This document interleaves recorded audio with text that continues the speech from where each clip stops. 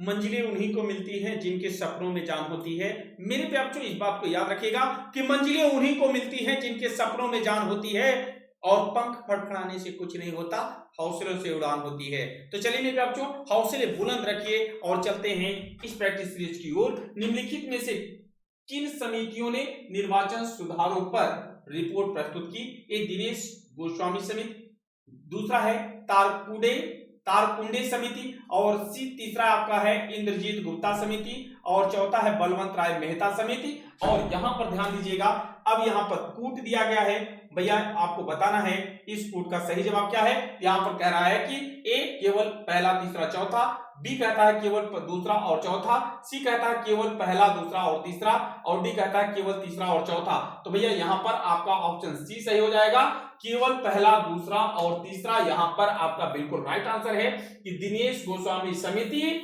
और दूसरा है तारकुंडे समिति, और तीसरा है इंद्रजीत गुप्ता समिति। यहां पर बिल्कुल राइट आंसर है। क्या कह रहे हैं कि निम्नलिखित में से किन समितियों ने निर्वाचन सुधारों पर रिपोर्ट प्रस्तुत की?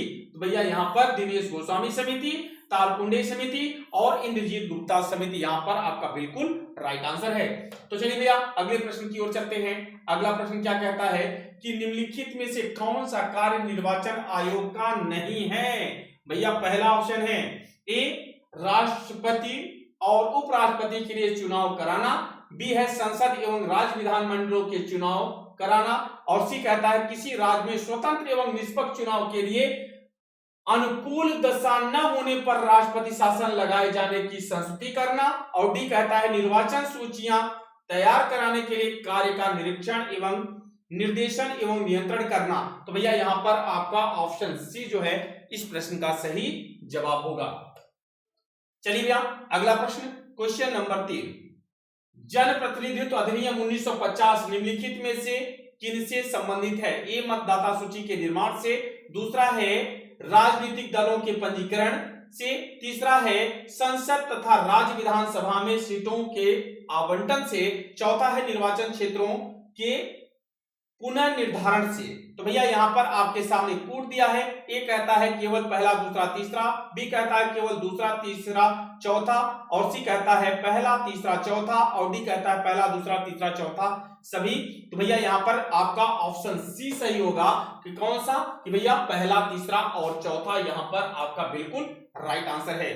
पहला तीसरा और चौथा, पहला क्या है मतदाता सूची के निर्माण से, तीसरा है संसद तथा राज्य विधानसभा में सीटों के आवंटन से, चौथा है निर्वाचन क्षेत्रों के पुनर्निर्धारण से। तो भैया यहां पर आपका ऑप्शन सी जो है बिल्कुल राइट आंसर है। और चलिए चौथे क्वेश्चन की ओर चलते हैं। भारत में निम्नलिखित में से किन चुनाव में मतदाता उपयुक्त में से कोई नहीं अर्थात नोटा विकल्प का प्रयोग कर सकता है? ए लोकसभा, दूसरा है राज्यसभा, तीसरा है राज्य विधानसभाएं, और डी कहता है विधान परिषद। अब नीचे दिया है कूट कि नीचे दिए गए कूटों का प्रयोग करके सही उत्तर चुनिए। ए कहता है केवल पहला और दूसरा, बी कहता है केवल दूसरा और तीसरा, सी कहता है कि पहला और तीसरा, और डी कहता है पहला दूसरा तीसरा और चौथा। तो भैया यहां पर पहला और तीसरा यहां पर आपका बिल्कुल राइट आंसर हो जाएगा। किसमें भैया?